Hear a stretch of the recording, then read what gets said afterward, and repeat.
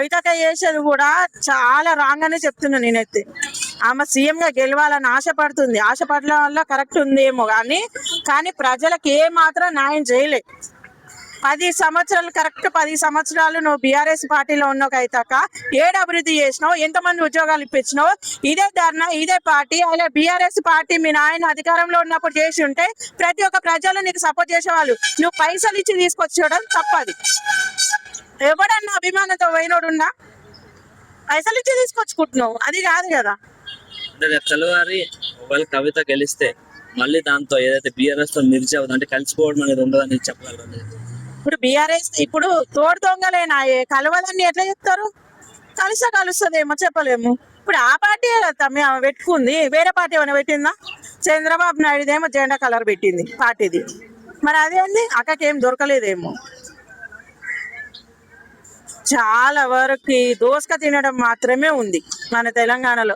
అభివృద్ధి చేసేటోళ్ళు ఎవ్వరు లేరు. ఇంకేమైనా ఉందేమో వేల కోట్ల లక్షలల్లో అప్పులు చేసి అవస్థలు వేసి ట్యాక్సీలు అని చెప్పేసి ప్రతి ఒక్కరు మీద వేసి నాశనం చేస్తారు తప్ప ఎవడు మనకు సాయం చేయడు.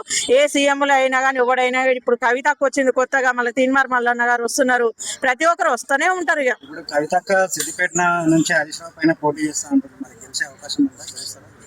ఇక బాబాయే మరదలే, గెలుస్తుందో ఓడుతారో. ఏది గెలిస్తే అయింది? ఇప్పుడు ఏది గెలిచినా ఒకటే ఇంట్లో పోతుండే. ఇప్పుడు ఆమె గెలిచిన ఆయన ఇంట్లోకి పోతుండే, ఆయన గెలిచిన ఆమె ఇంట్లోకి పోతుండే. తేడా ఏముందా? బావమరదలకి ఎప్పుడైనా పోటీనా, కొత్తగా ఏముందా? ఇద్దట్లో ఎవరు గెలిచారంటే ఇక ఓట్లు వేసే వాళ్ళే చెప్పాలి. అంటే ఇప్పటి వరకు కవిత ఏంటంటే గట్టిగా చెప్తుంది, నేను సిద్దిపేటలో ఖచ్చితంగా గెలిచి నేను కూడా చెప్తా. రేపు తెల్లారి వరకు నేను ఎమ్మెల్యేగా పోటీ చేస్తా, నేనే గెలుస్తా అని చెప్తా.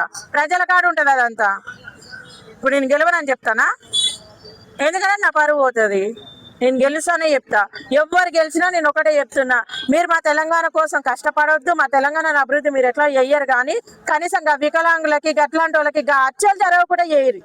మీకు దానం పెడతా.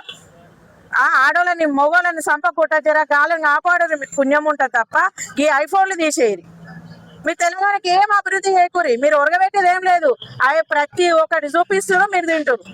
డబల్ బెడ్రూమ్లు ఇస్తారు. డబల్ బెడ్రూమ్లు ఇచ్చిన వాళ్ళు కూడా ప్రతి ఒక్కరు ఏం చేస్తారు? ఊర్ల పొండి పోరా, పెళ్లిళ్ళు కావా, సావులు కాదా, లేరని చెప్పేసి కొట్టేస్తారు. 1-2 లక్షలకు డబల్ బెడ్రూమ్లు అమ్ముకుంటున్నారు. మరి అట్లాంటి దాని గురించి మాట్లాడొచ్చు కదా. ఇప్పుడు ఐటా అని చెప్పేసి మన రేవంత్ రెడ్డి అన్న ఉన్న కొంపలు మొత్తం గుంజుకొస్తుండు. అసలు అది నిజం ఎంత అబద్ధం ఎంత అని చెప్పేసి రోడ్లకి ధర్నాలు చేయొచ్చుగా. 4 రోజుల భాగవతం ఏదైనా.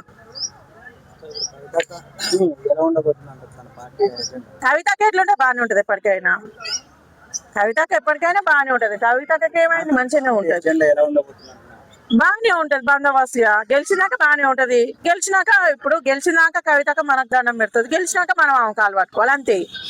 సింపుల్ అది. ప్రతి రాజకీయ నాయకులు చేసే పని మనం అదే. గెలిచినాక వాళ్ళు మనకు దండం పెడతారు, మన ఇంటికి వస్తారు, అన్నం తినమంటే తింటారు, ఏం చేయమన్నా చేస్తారు.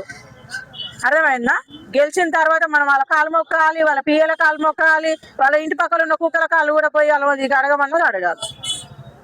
ఏం తెలంగాణ